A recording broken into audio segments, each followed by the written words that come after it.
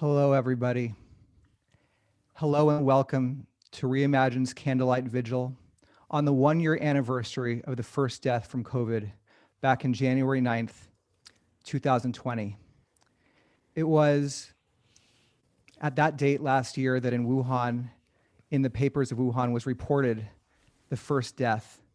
And in March of last year at Reimagine, we saw that day had occurred, and subsequently we've been hosting vigils every month with you out there to honor those that we've lost, to honor all that we've lost, to provide a sense of comfort and hope and solace and community in the face of so much that we've all experienced over the past year.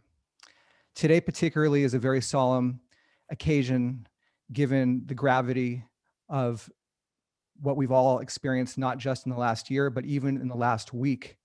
And so today we want to hold space and create space for all of it. And so thank you for being here to share and co-create this space together. As you may know, Reimagine is a nonprofit organization. Our focus is really to protect and explore the exquisite relationship between life and death, and to create spaces where we can share openly, have permission to share and to reflect and to transform the isolation into creativity and love. And so that's what we're doing here today.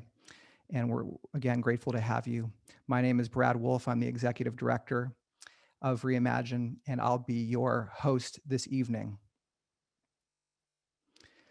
Now, before we get going, I wanted to alert you to some of the technical aspects of tonight's program so we can all get savvy on how we can connect with one another.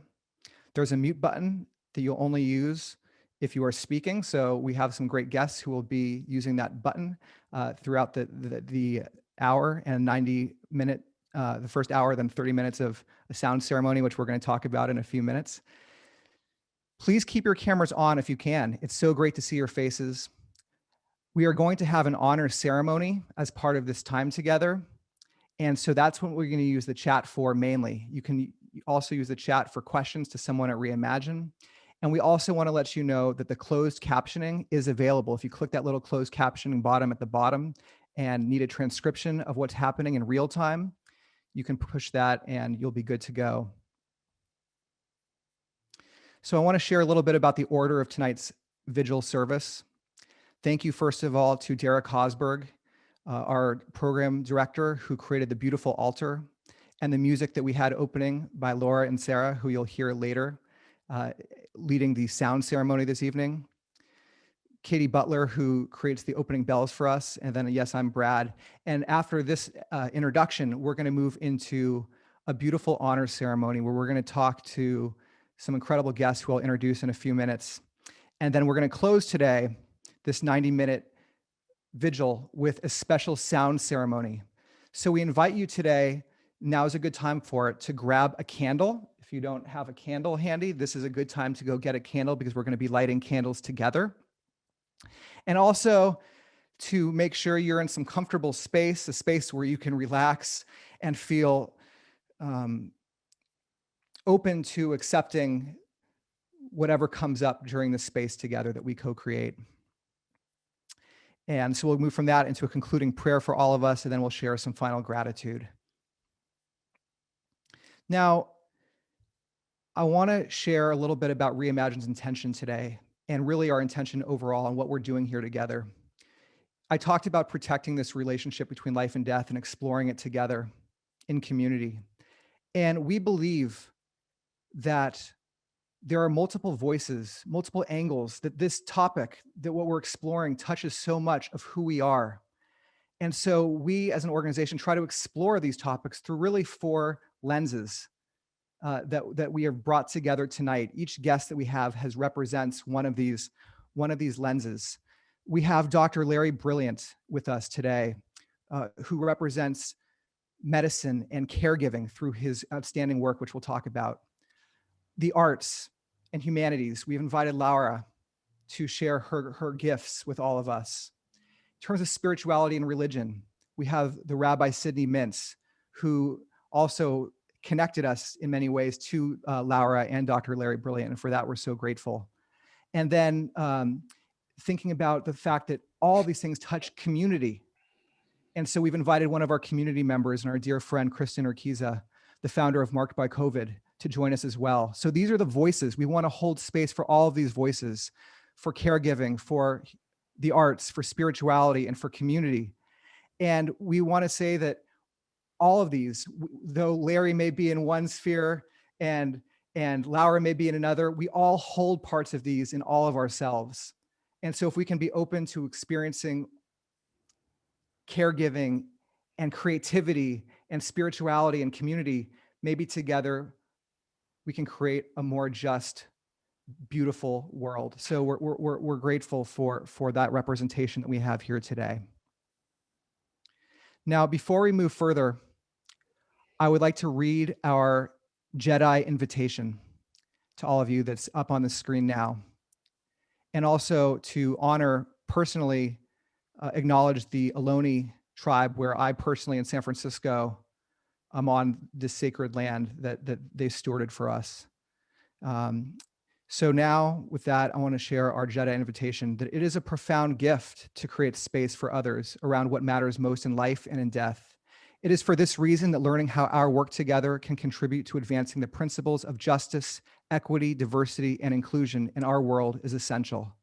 We call these principles Jedi. As Reimagine space creators, we have taken a written pledge to embark on a journey of learning and action to cultivate Jedi in this space and in others we may help to create henceforth. We recognize that people's personal experiences of both life and death vary greatly, and that the context and circumstances of both are largely shaped by social, political, and economic factors. We recognize that when we intentionally create inclusive space, we co-create a container that affirms again and again, we are present with your unique experience here. We value who you are here. Your story, body, and ability are welcome here. You are safe here. Your hopes and grief will be witnessed with care here.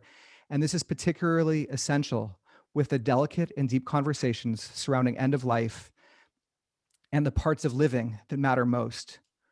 We recognize that there is learning and work to be done, and we welcome feedback as to how we can improve, recognizing that we will make mistakes on our journey to create a more loving, gentle world.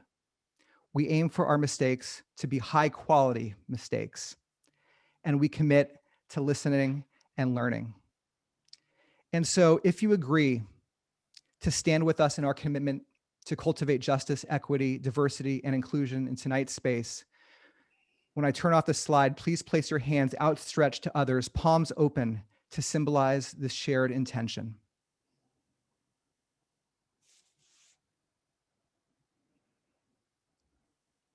And you might take a minute to scroll across the gallery view to see the other hands outstretched, all in the shared intention that we all have together. Thank you so very much.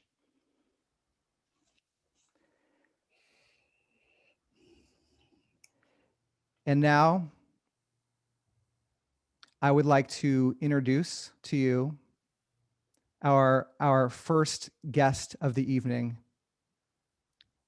Dr. Larry Brilliant. Now, Larry, I'm going to pull you up here. Larry is an American epidemiologist, a technologist, a philanthropist, an author. He's notable for his work with the World Health Organization, where he helped eradicate smallpox.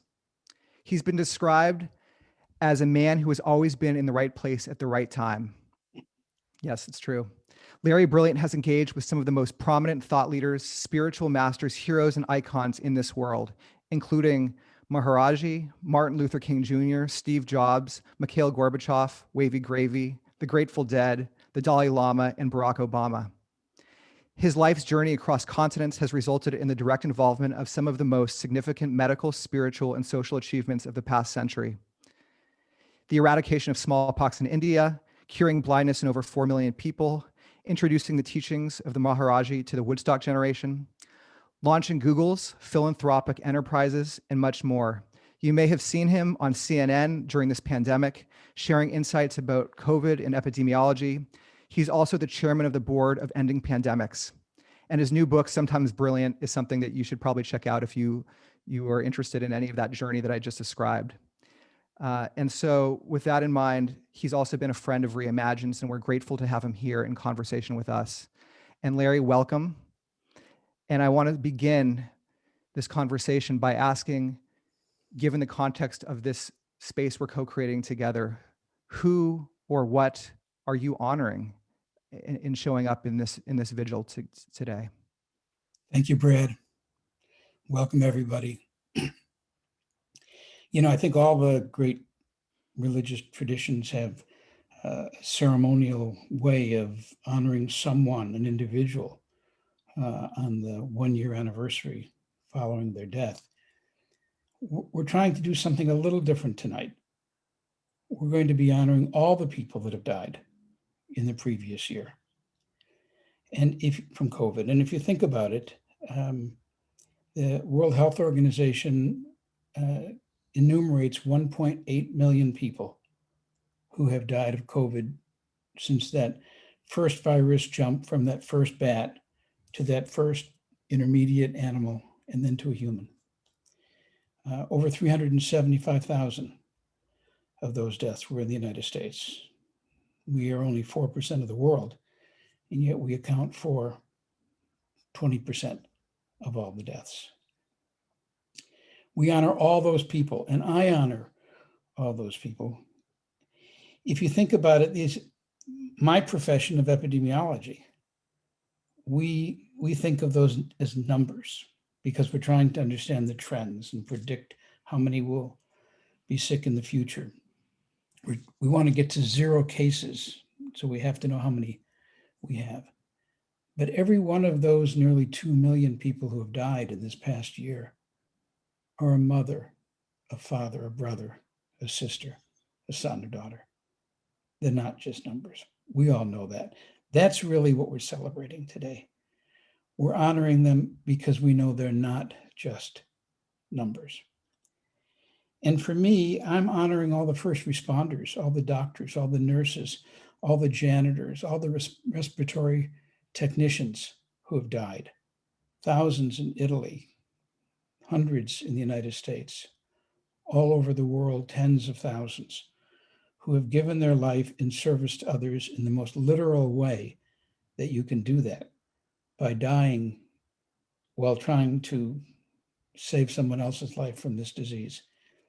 When the epidemic moved from China simultaneously to Europe and to the United States, there was a huge outbreak in Italy, and over 3,000 doctors and nurses got sick from COVID within 3 months. And I got many phone calls. That was my first firsthand experience with the people who were giving their lives and who were on the front lines. And because of the time difference, I would get calls at 2, 3 in the morning, 4 in the morning from Italy. And since then, I think I've been called by people in all 50 states, and I can't even tell you how many countries. These are people who will want to give even more, but don't have enough oxygen to give, don't have enough treatment. Now we're running short. We have a difficult situation with trying to deliver a vaccine. It's been a very tough time for many people. I have one friend who's a physician who runs the intensive care unit at a hospital in Los Angeles.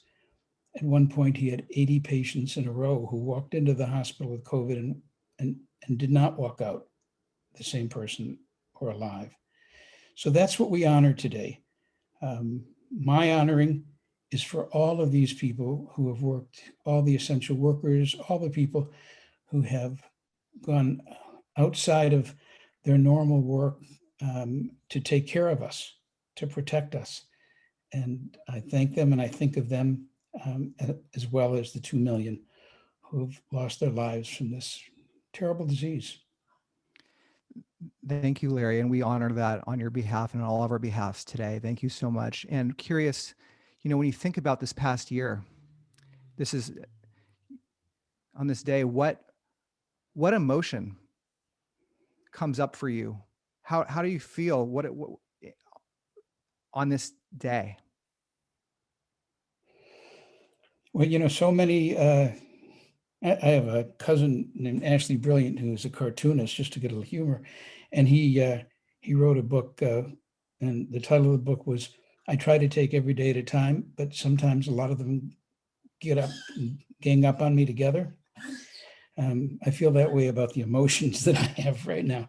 I'm angry, I have to confess, about the needless number of people in the United States who have died, in the UK who have died, in many parts of the world. I'm perplexed at the tale of two cities quality of countries like Taiwan and Vietnam and New Zealand and Iceland that have had almost no cases of COVID in 100, 200, 300 days. And they look at us with pity and wonder what has happened to the America that I've always respected, what has happened to the leader of all previous epidemics. So there's a sadness, and with that comes an emotion of helplessness as well, and sadness that so many of these deaths were unnecessary, and that we have failed to follow science and failed to follow good practices.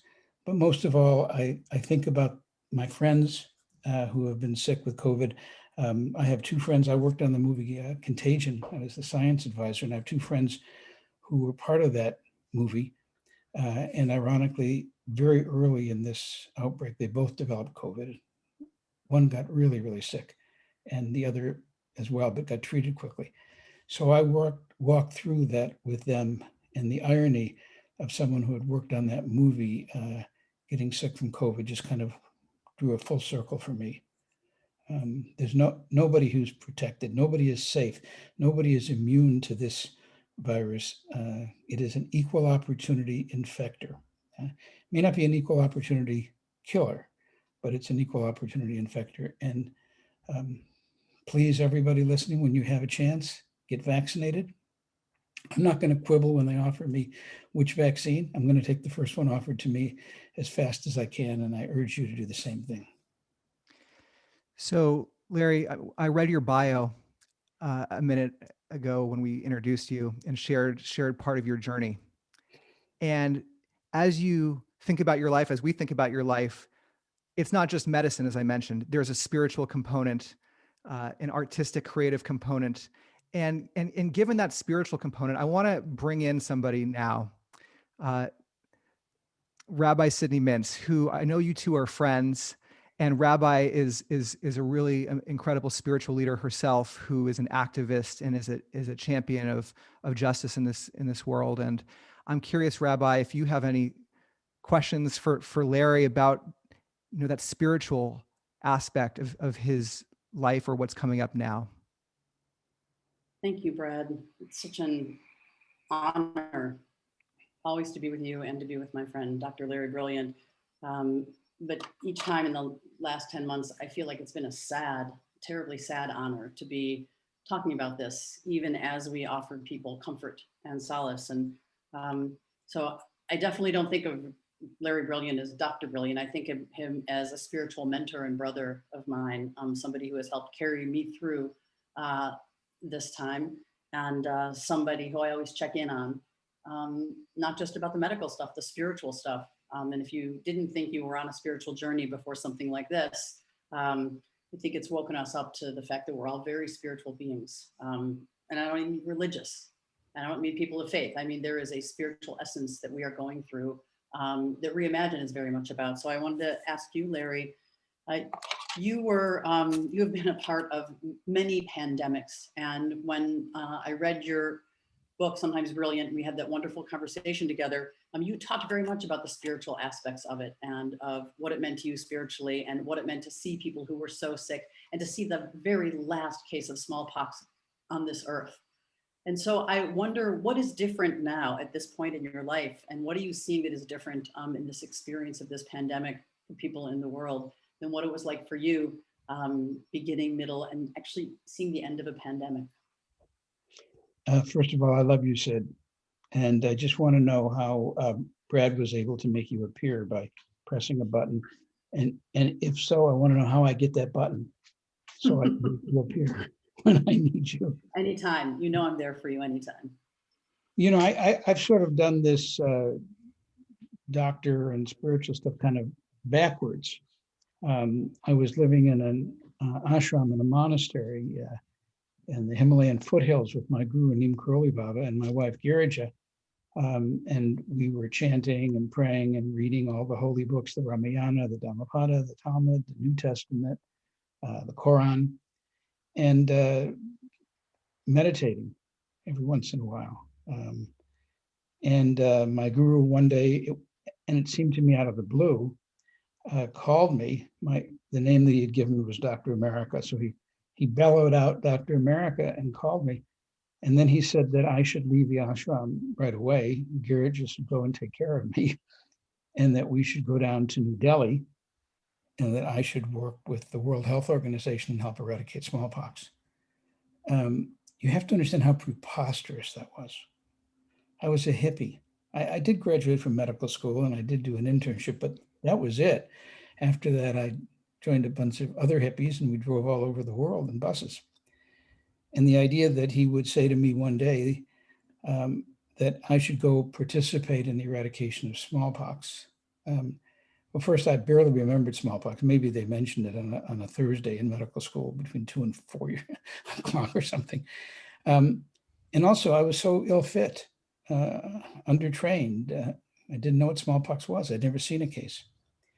And I did go down to WHO, and after a long story that I won't bore you with, but 17, 18, 19 different trips to go there and shaving my beard a little bit and cutting my hair a bit. I did wind up working for the World Health Organization as the mascot on the team. And Girija and I lived in India for 10 years. So I gradually spent a lot more time helping to eradicate smallpox and then measles after that. And then we've worked on blindness after that with the Seva Foundation that we co-founded 40 years ago. So for me, we were in a spiritual world first, and then the medical world. And many of the people I know who are doctors only come to the spiritual world after they realize that you can only go so far with science. You can only go so far with medicine or money for that matter, or any other material thing. So it's a very spiritual thing for me. I consider working as I do now on COVID to be a linear descendant of the work on smallpox and polio and blindness and malaria and other pandemics that my guru told me to do as my spiritual path. There's actually a name for it, Nishkam Karma Yoga. It's a kind of yoga where you work in the world, but as the Tibetans say, like the lotus flower, you are in the world, but not of it. Your feet are in the muck and your heart looks up at the heavens and shines with the sun. So that's how I try to do it. But as I said earlier, when Brad asked me how I felt, I started with anger.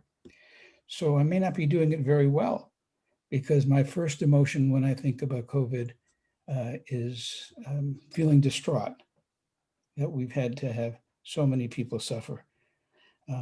But it is my work. I wasn't smart enough to pick it. My guru picked it for me.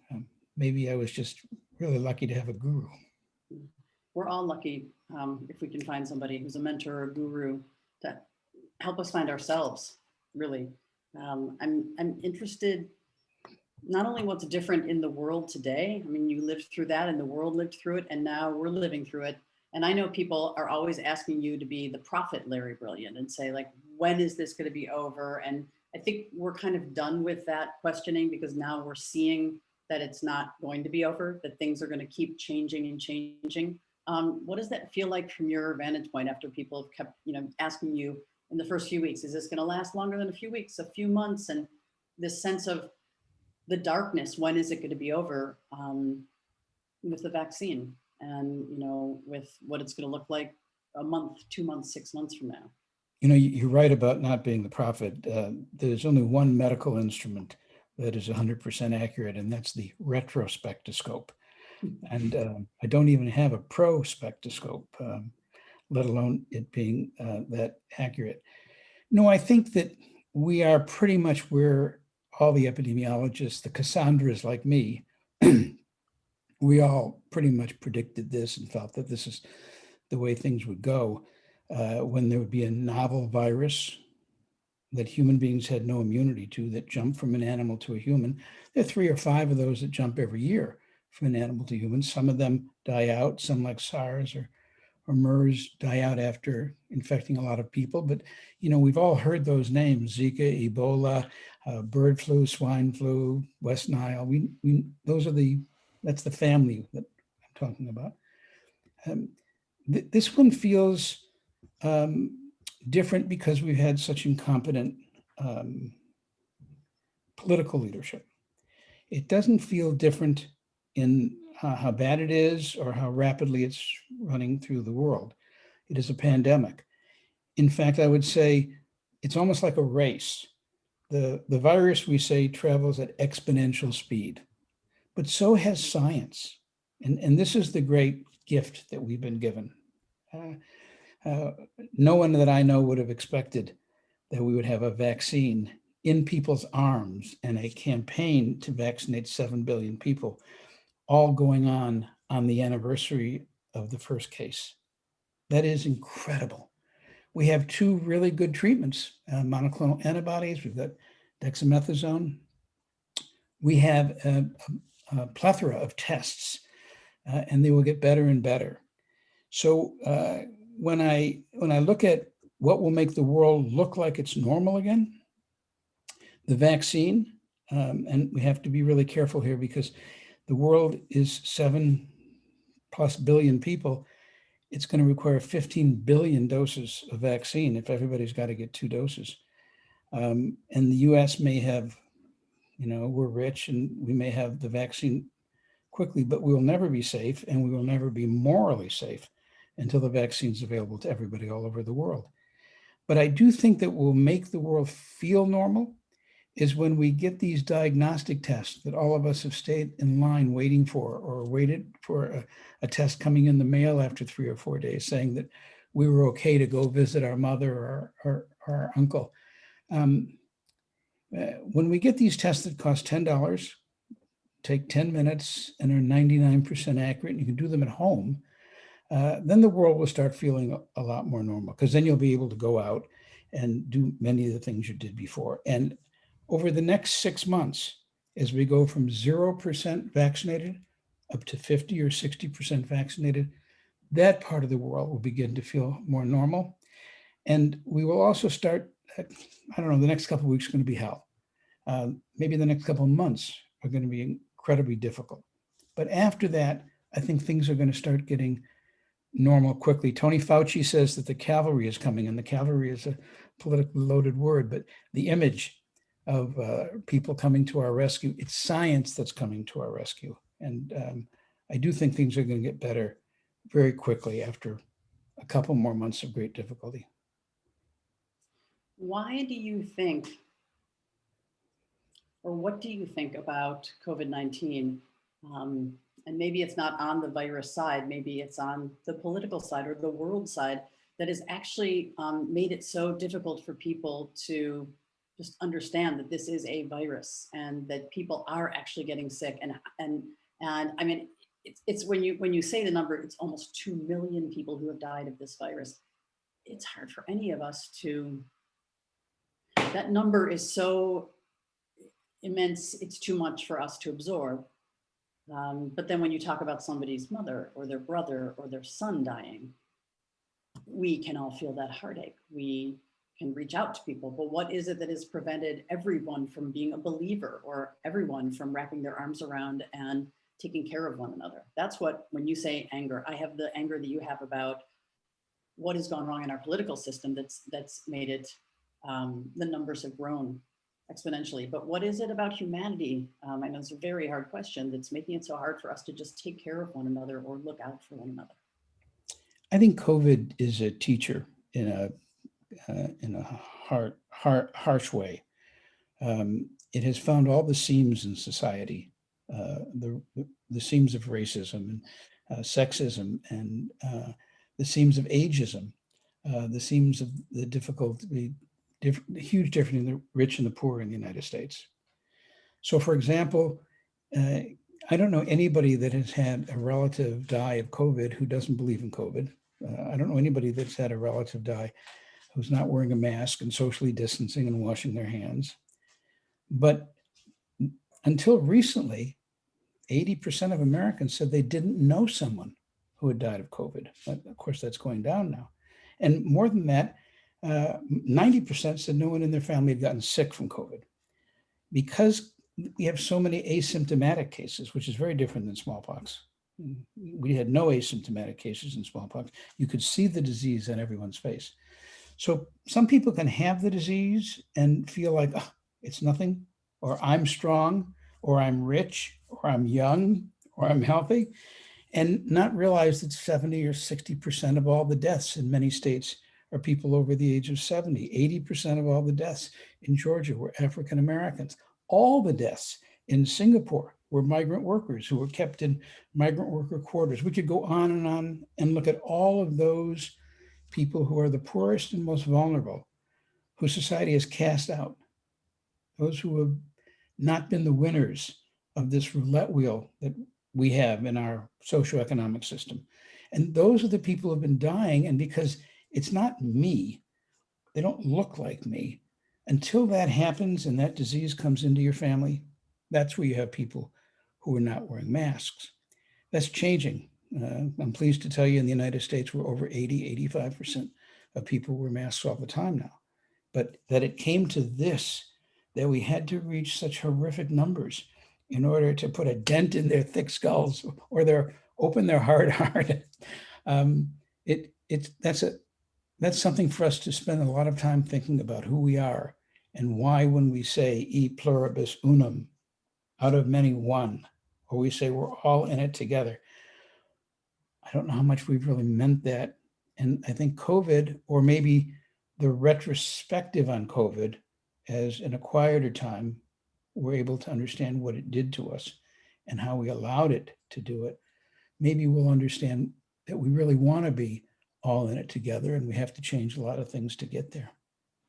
And so I want to jump in, and it's really interesting, Rabbi, asking Larry about caregiving, because Larry, you're obviously someone who is a caregiver. You're a physician, and when you think about caregiving, often we're talking about caregiving for a world, and it's just, I'm curious for you though, on a more micro level in your own personal life, have you seen, is there a story or something that comes to mind that either is an indicator of what care means to you in this time, or what has come out of some of the beauty that's come out of grief or loss that you've seen that has affected you? Well, let me take it in a slightly different direction, Brad, if I could, and I'll tell you about the first smallpox case that I saw. Because until I had seen smallpox, I was like all the people I've just described in the United States who had not seen COVID, not been touched by it. In the summer of love, 1967, 2.5 million people died of smallpox. I didn't know that. 500 million people died of smallpox in the 20th century. I lived through most of the 20th century. I didn't know that. That so much death could go on and we not know it is another thing we have to ask ourselves. What kind of a world we live in, and who are we that live in that world? But I was in New Delhi, and as I say, I was the mascot on the WHO team. And my mentor, Bill Fagey, invited me to see the first case of smallpox that I did. He took me to a village not very far from New Delhi, Merit district it's called. And we went into the village, and at first it was kind of humorous because we knew there were cases of smallpox in that village, but we didn't see any children with smallpox. And Bill, who is 6'8", said to me, "Larry, you speak Hindi. Ask the village headman to tell all the children the tallest man in the world is here." So I did, and all the children came forward, and about half of them had smallpox on their arms, on their face. Some of them died while we were in that village. And seeing all those cases whatever I had buried in me as a doctor by living in a spiritual world, all of it came up. And I said, Bill, how do we call? We call 911. Do we get an ambulance? And he said, now you understand. There is no cure. There's no treatment. There's nothing you can do to alleviate their suffering except eradicate the disease. And you as a physician, used to seeing temperature charts on children's beds and parents coming and saying, oh, doctor, you've saved my child's life. That's not going to happen. You have to change your span of compassion. It's not just for the person who is sick in front of you. It has to be for the whole world. And in a pandemic, that compassion has got to be for the whole world. And you have to satisfy yourself, he said to me, and learn how to take comfort in looking at charts and graphs, mathematical models. You won't get it. You won't get your nachas in the same way as you would as a doctor treating an individual. You have to look at it as you are a doctor to the world if you're in public health. And I say that to anybody on this call who is interested in or part of public health. They understand. And working on prevention of a pandemic of any kind, there's not much reward other than internal reward from preventing a disease like that. So it's a different kind of feeling when you're in public health than it is when you're in medicine taking care of somebody who is sick.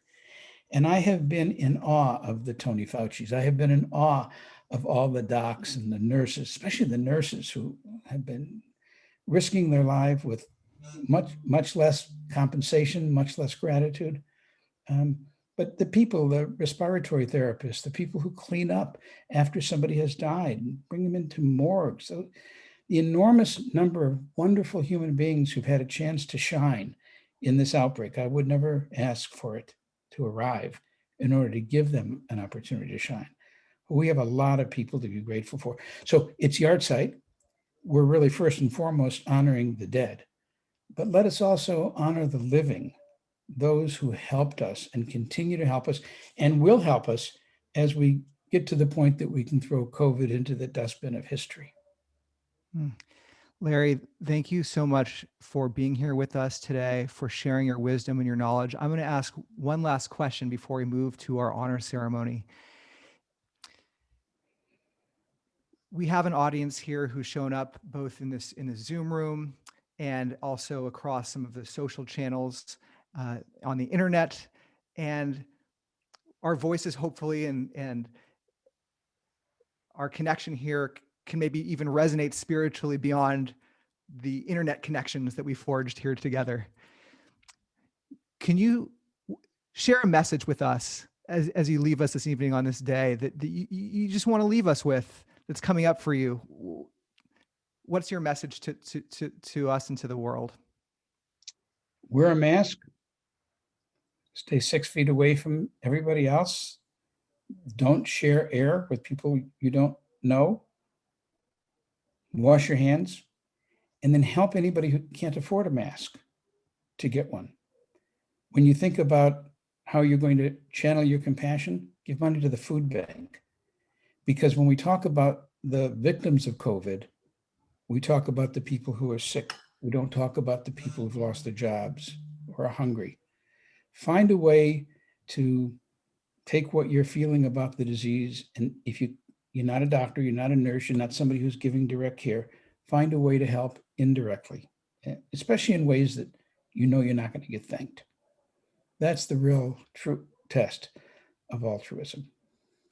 Thank you. Care without thanks. That is a beautiful message to leave us on. And everyone out there, if you might now, I'd really appreciate everyone to share your gratitude via chat to Dr. Brilliant for gracing us with his presence and his wealth of experience and wisdom across so many different aspects of our human experience this evening. So we'd love to share that gratitude with him via chat now. And Brad, I also just, Brad, yes, I want to say to Larry, just, you're such a blessing to humanity, Larry. And most people didn't know about smallpox back then, but your punam, when I see your punam, it makes me smile so much to know that you're still in this world, and what you have been asked to do as a frontline worker, to keep showing up every time I talk to you, get off the phone because you're doing something else for someone else. You're doing something else for the community that needs you. So I just want to tell you on behalf of everyone here and everyone whose life you continue to touch, that you really are such a tremendous mensch, and we appreciate you for what you keep giving us. So you stay healthy, and Giraja, stay very healthy. I love you, Rabbi. I love you too. Thank you, Dr. Brilliant. And with that, I want to turn it over now to the Rabbi, who's going to lead us in our honor ceremony for this evening. As you can already tell, the Rabbi is a very compassionate soul who has been here with us many times. And so we're grateful, Rabbi, for your leadership and stewardship of this sacred element of this evening. Thank you so much, Brad. Again, thank you, Larry. Thank all of you who are joining us and are part of the Reimagine community, or just joining us for the first time. But there are people with us tonight whose hearts are broken, people who lost someone. And as I say, everyone has lost something during this terrible time. Every single one of us has lost something, and we continue to lose as we are going through this together and as we feel we are going through it alone. And so we turn to this moment together. There have been hundreds and hundreds of people who have joined us for these vigils, but as Larry mentioned the word yahrzeit. Yahrzeit is the 1-year anniversary of a death. He used the word 2 million, almost an incomprehensible number of people that we've lost. And so we don't often turn to that number. We turn to the individuals who we've lost. We turn to our friends who are suffering alone at this time. And we also turn to the beauty of the memory, whether a person's life was cut short or whether they lived a full life, whether they died of COVID during this year or not, they died at a time when grief has been truncated so much. So in Jewish tradition, we light a yahrzeit candle, a very specific candle at that 1-year anniversary that asks us to continue to remember, but to face forward and to remember that we are still alive and we still have more life to live. And so at this point, what we like to do is we'd like to ask everybody to light their own candle. Brad invited you. If you don't have a candle, run off and you could grab one right now. And I want you to take that candle and light it and hold it close to you so that when we come back to the screen where everybody can see each other, your light is going to be in front of you and everyone will see several hundred lit candles.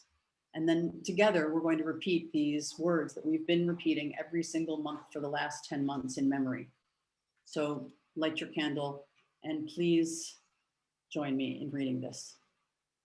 By lighting our candles in this time of pandemic, we honor our personal dead, the dead caused by racism and violence, the dead of the world, and all of us still here together. By lighting our candles in this time of pandemic, we honor our personal dead, the dead caused by racism and violence, the dead of the world, and all of us still here together. By lighting our candles in this time of pandemic, we honor our personal dead, the dead caused by racism and violence, the dead of the world, and all of us still here together.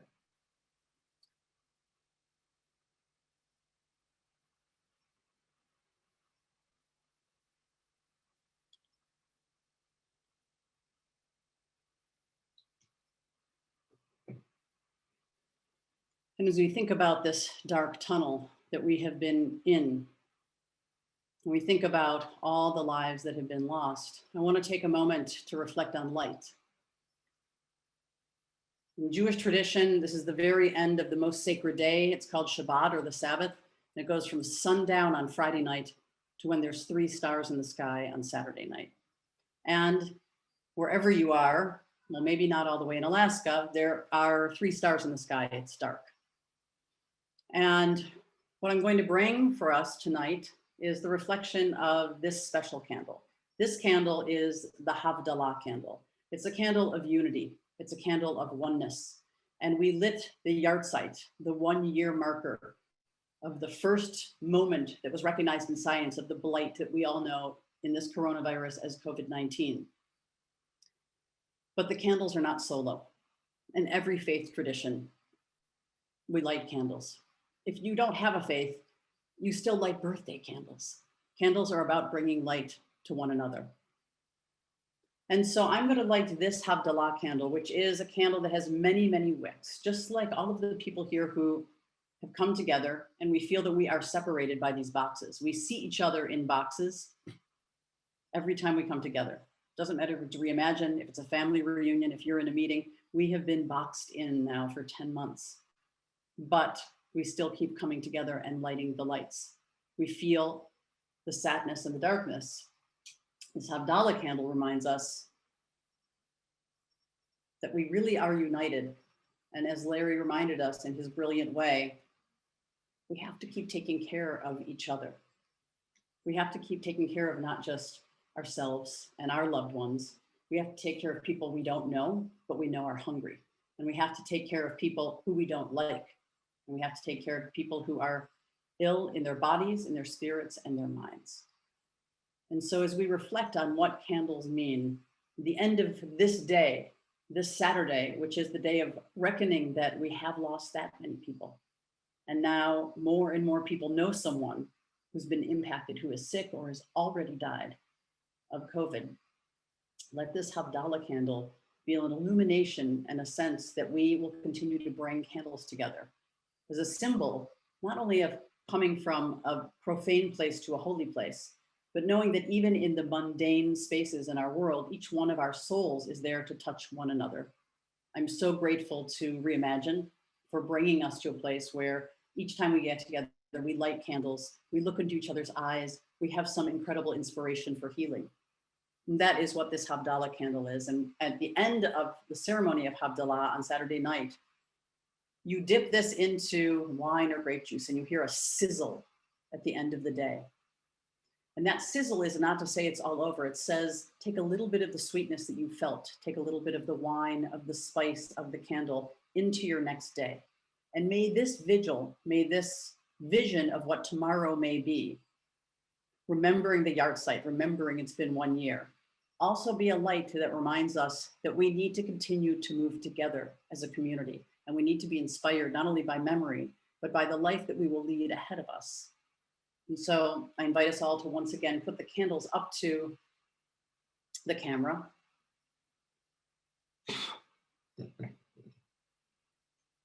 So that we can see the light that we bring to one another. And the light is also there because it's the light at the end of a dark tunnel that we have all been in for a long time. And Larry, you gave us hope tonight just hearing about what it means to be vaccinated, the number of people, and the hope that we will have to see our mom, to hug our brother, to be in person again, but to never, ever, ever forget the impact that this has had. And the fact that you simply had to share with us your vision, which is wear a mask, stay 6 feet away, don't breathe other people's breath, means we still have a ways to go and we still have to have endurance and patience. As we spoke tonight about that number, it comes down to the people that we've lost, the people who are not coming back, the people who the vaccine was too late to save. And there's a person here who's worked with us, you might have seen her at the Democratic National Convention, who has become a spokesperson for the loss, for the love, and for what it means to be an activist and to keep moving forward, even through the pain and the sadness. And that's our friend, Kristen, who is here with us tonight.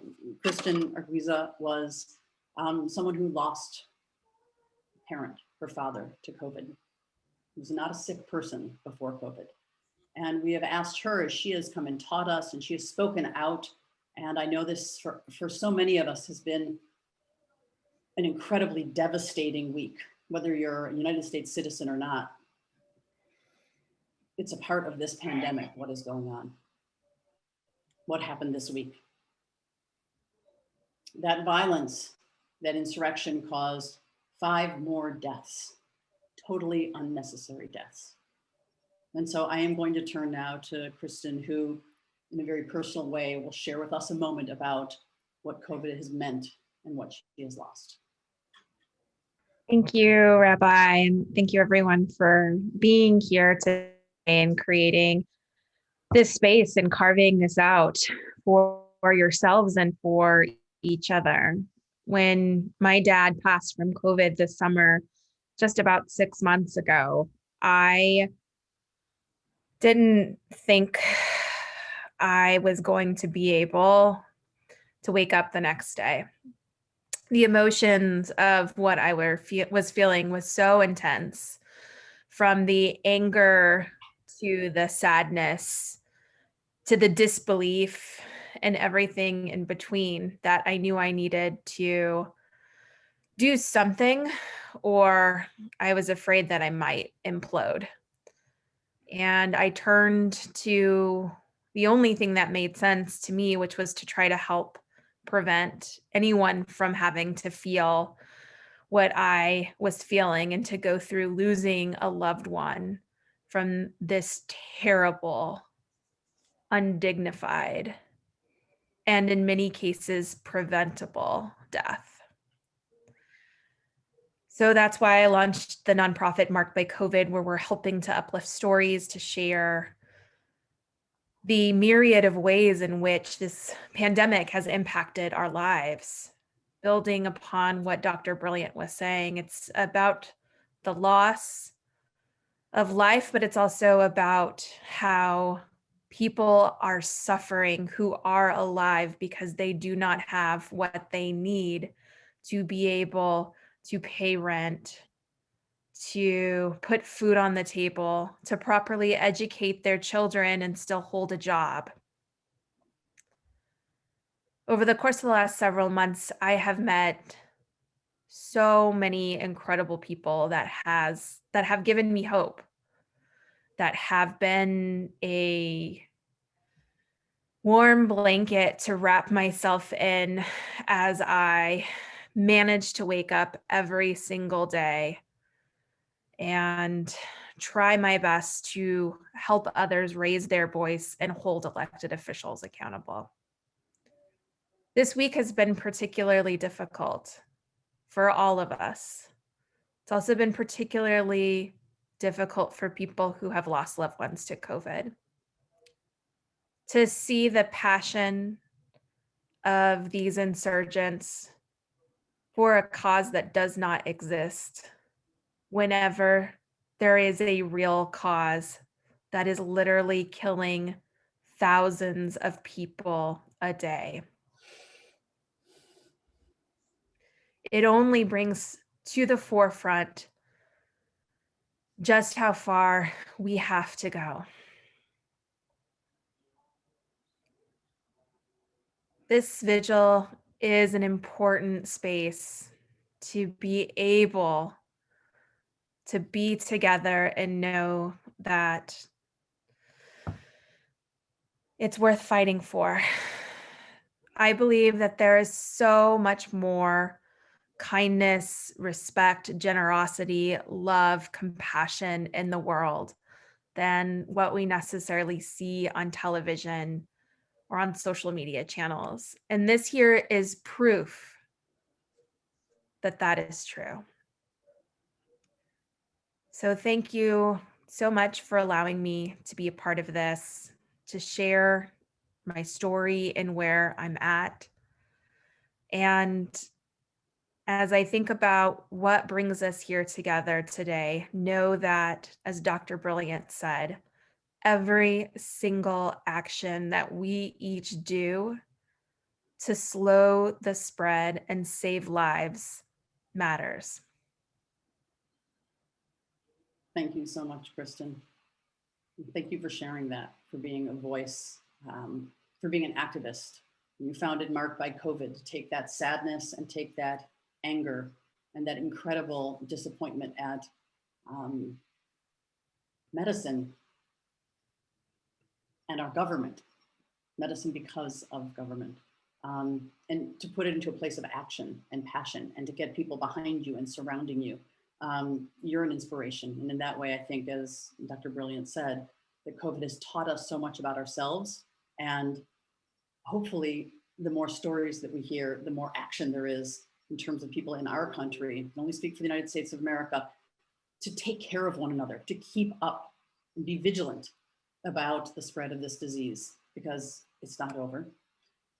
And so thank you for that. And I'm going to invite everyone now to take a few moments, and we're going to be joined by my friend Laura Inserra, the sound alchemist, who's going to give us some beautiful sounds as we remember in the next few minutes. So if you have lost someone to COVID or during COVID, and you, like anyone who has had that experience, has the grief and the solitude, not being with someone who you love right now, we hold you in our hearts. We hold their memories close to us, and we are so with you right now. Please take these moments to put their names in the chat.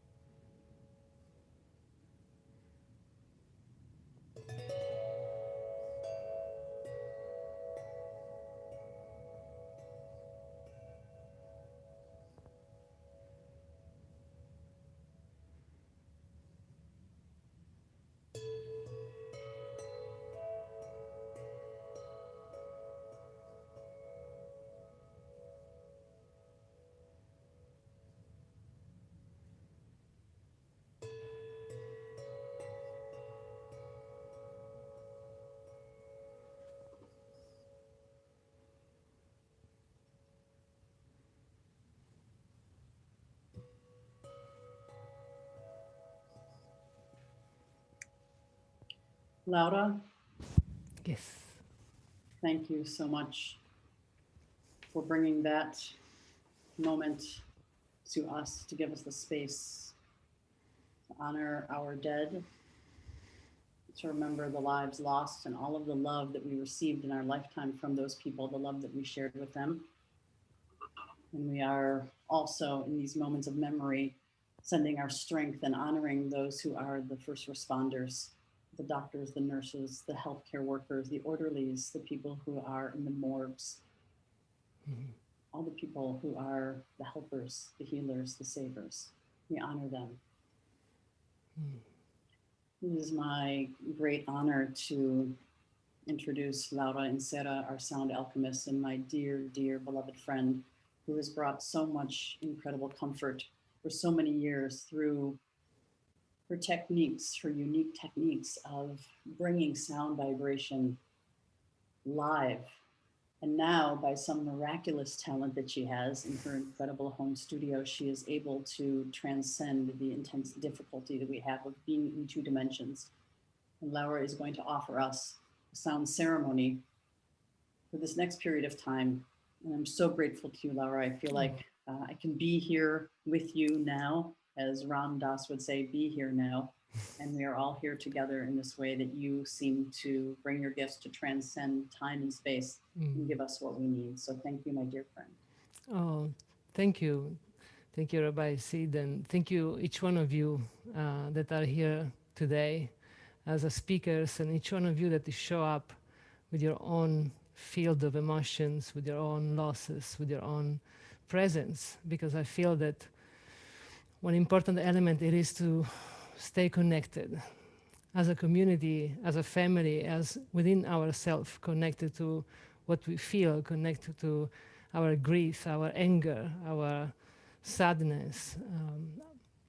So that's where I feel that music at times help us going beyond words, going beyond the chains of thoughts that sometimes can be obsessive, and the images we see and we are exposed nowadays. And I would love to invite you somehow to take this moment to connect to that inner field that we have inside of us, that whatever is there for you in your, what I call inner landscape. And in that find, in this moment of unify our experience here through sound, to find your own way, either to breathe, either to find a moment of reflection of your own year, how this has been for you. Maybe to send prayers to your beloved ones. And I leave it up to you to choose your own way as well to do it. I always suggest if you can find a comfortable space where you can even close your eyes and really enter this inner land, this inner vast possibility of finding that strength that we need right now in order to go through these very challenging times and this pandemic.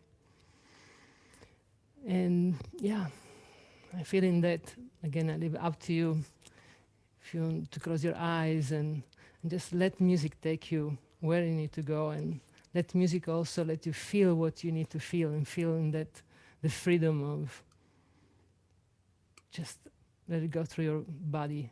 And emotions, any emotion that comes and rises, let it flow. I always say emotions are energy emotions, and we need to let them flow. And the rest of it, just let music talk for us.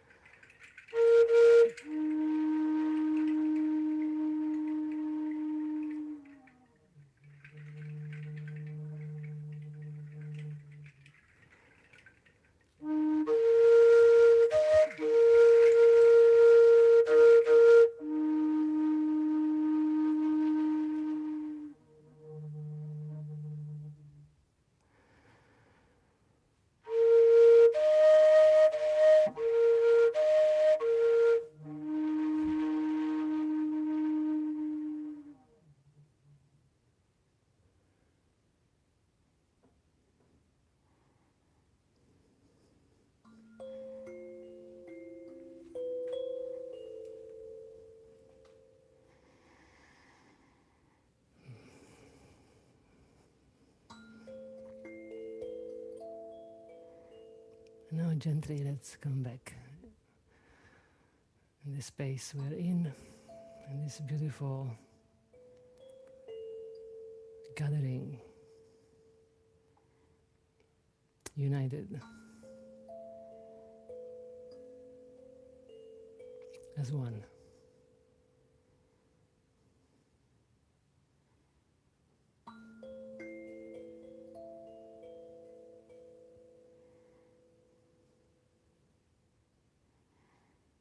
Thank you.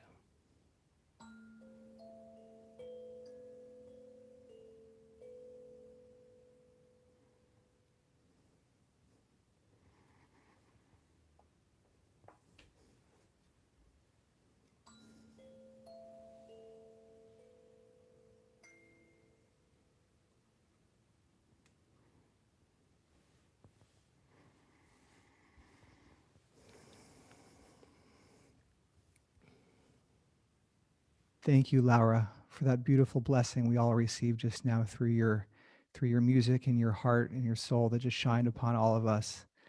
We're going to conclude now with one final prayer that we can all share together, but I'm going to invite the Rabbi, you, Laura, and Kristen to share this prayer with us. It's a prayer that Rabbi Sydney wrote herself. She shared it first at Ram Dass's funeral. And now for us here this evening, we're going to read this as a group. So, Rabbi. Thank you, Brad, and thank you, Laura, so much. Shelter us beneath your wings, divine presence of the universe. Guard us from all harmful things. Keep us safe throughout the night until we wake with morning's light. Sustain us, heal us, strengthen us, lift us up, and give us hope for the tomorrows to come. May all beings everywhere be happy and free. May the thoughts, words, and actions of our own lives contribute in some way to that happiness, to that healing, and to that freedom for all. Thank you, everybody. Thank you, everyone who's here. Thank you, Laura. Thank you, Rabbi. Thank you, Kristen. Please, in the chat, share your great gratitude out there for these incredible people who have guided us through your wisdom and led us through our own grief and our own suffering and our own pain and our own optimism and our own hope on this evening. I want to share with you just a couple things as we wrap up this experience we all shared with one another, and let you know that a week from Tuesday, January 19th, the day before the inauguration, is the first time that the United States on a federal level will be recognizing the pandemic in a way very much like what we're doing today with a vigil. Of course, we've been hosting these vigils every month since last year, and we're so grateful that the government is stepping in now to begin acknowledging this horrible pandemic and what we've all been facing together. So on that day, on the Lincoln Memorial, there's going to be a national vigil, and we'll be inviting all of you to join us for a community red carpet prior to the vigil, then a watch party where we can participate as a community together, and then a discussion that will be led by Kristen and special guests that we'll have with you. And it'll take place at 1:30 p.m., an hour before the vigil begins on January 19th. That's Pacific, and then 4:30 Pacific, or 4:30 p.m. Eastern time. So we invite you to join us for that special national day of mourning. And we're going to be talking then about how we can continue as a community, as a nation, to honor this grief. It's unique because it's not over. It's not like the end of a war. It's going to continue on, and we have to sit every day with it. So how do we hold the people in our hearts that we've lost, and how do we hold hope and love and gratitude in community to process this together and honor and create a tribute for those that really deserve our sacred honor. I want to thank our festival sponsors today, without whom this would not be possible. They've supported Reimagine in being able to produce free events like this for a community who hopes to really help the world face death. Because if we don't face it, we don't talk about it, it's something that we ignore, and you see what happens.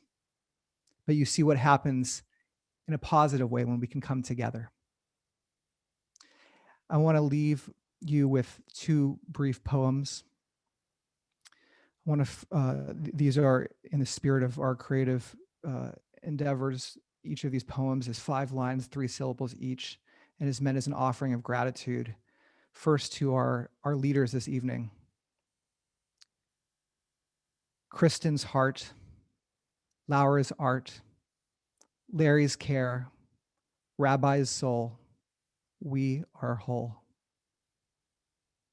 And then a thank you to all of you who have shown up together in this space to co-create this reimagined space. A hard time. You showed strength, being here, lifting up one another. So with that, just want to thank you again for being here, and we do have a couple minutes, so I want to share this final poem with you. And then I'm going to ask for a couple volunteers to share about your experience this evening. We often go into breakout rooms, but today I thought it would be nice, since we're all together as a community on this day, just to hear from folks out there in the community. And if anyone is compelled to share something that came up for them during this time, we're going to call on just a couple people. And Laura and I talked about this prior and agreed that whoever's meant to speak, that is what's meant to be. And so things happen at the right time and the right moments for a reason. And that's what we hope we can do together to make sense out of this crazy time that we're in. And before I get there, I want to leave you with this last poem about Reimagine and the need for your involvement. So the final poem: join us now, donate please, volunteer, email me, we need. And you can, of course, email me at brad@letsreimagine or letsreimagine.org/support. And I have to say that to reimagine the world right now, the people out there on this call, we're a small number of people. This is the 1-year anniversary of the first death from COVID. And who's talking about it? We are. You are. So we have a responsibility together to share the names, to share what's in our heart, and to keep opening up this conversation. It's not going to happen unless the people on this call out there are the ambassadors for this movement that we're hoping to be a part of and spearhead at Reimagine. And we need your help through your donations, through your involvement, through creating spaces, and through really championing the need to create more spaces for this type of communal interaction and healing in all different ways, through caring, caregiving, through the arts, through healthcare, through spirituality, and through community. So we invite you to be part of that journey with us. Thank you. And now I'm going to stop the share here, and I'm going to turn it over to the gallery view. And we have a couple minutes left, and I just want to hold space right now for maybe 2 people to share what's coming up, and we'll just see what bubbles up. So does anyone have something they would like to share with the group? And if you do, you can raise your hand, or there's a little hand raise on our Zoom here. And I'm going to scroll through and see if I see anyone who's willing or interested in sharing a reflection. And I see Sheila Merle, who's a big supporter of our community, who's been with us at so many events. Sheila, I'm going to unmute you. Sheila, what's coming up for you? Sheila Merle, Brad. Sheila Merle, yes. My heart is opened, my body is moved. It has been a real bringing together of the senses of intellect and heart today. And I just thank you for all the work you're doing and the people who produced today. It was beautiful. Thank you. Thank you, Sheila Merle Johnson. And I hear that there's a Kimberly who's raised your hand. I'm going to try to find you by scrolling across the screens here and unmute you. And if anyone on oh, there you are. I see you, Kimberly. Hi, Brad and everybody else, I just wanted to say thank you as well. I'm in Australia and I have been for several years. It's been quite some time since I've been home and seen my family. When I was home last, it was already different than it was when I left. And my dad has tested positive for COVID. It's unlikely that I'll be able to get home however that goes. So I just, and you know, watching what for other people here are headlines about my country. For me, I'm watching from afar as things change in ways that will never be the same. And I just really appreciate the opportunity to feel connected. So thank you. Thank you, Kimberly, for creating this space of love with all of us and your vulnerability. You're lifting us all up right now through your words and the connection that we feel for you and with you. Thank you. And with that, I want to give the final word to Kristen. I felt that you were going to do that, Brad. This has been just really special. The past year that we've been going through this, the thing that I think more of us are realizing is that we are not alone. You are not alone. We have each other. And each other and leaning on each other and being there for one another and being vulnerable and speaking up when you see something that's wrong and holding space for yourself and one another and inviting people in is what is going to help us get through this. So thank you for being here, for yourself, for the people who can't be here, for the people whose lives have been cut short, for the people who will have to live with long-term health impacts from this, for the people who don't know where they are getting their next meal from, and to the people who are right now in the hospitals working tirelessly to ensure that as few people as pass as possible. We are all connected. Community is essential, and we can continue to build community despite the limitations that this virus puts on us. And this has been so incredibly meaningful. I felt my father. I felt the loved ones of people who I've met along the way who have passed with us when we were creating this space. So thank you. Thank you for giving that to me and to each other. And with that, thank you, Kristen. Thank you so much for those words, and everyone here for what's in your heart right now, all the words that are spewing through your hearts. On behalf of the Reimagine staff, who's been so supportive of making this happen, on behalf of my co-founder, Jeannie Blaustein, our board chair who's here with us, we thank you for engaging in this journey with us. This is the end of the first year of the pandemic, but the beginning of a new year at Reimagine. And we're excited to have you with us on this journey across this year and into the future as we transform what is so hard into something of beauty and love. So with that, I'm going to ask everyone to come off of mute, and I would love the cacophony of your voices to all shout the word love together as we end this night in a communal cacophony of love. Love. Love. Love. Love. Love.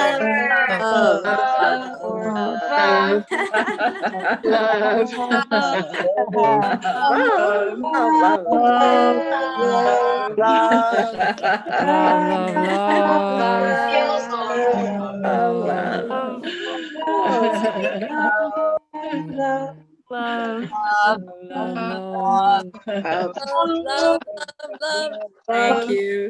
Thank you. Thank you. Thank you. Bye-bye. Thank you. Thank you. Thank you. Thank you. Good night. Bam. It was like 184.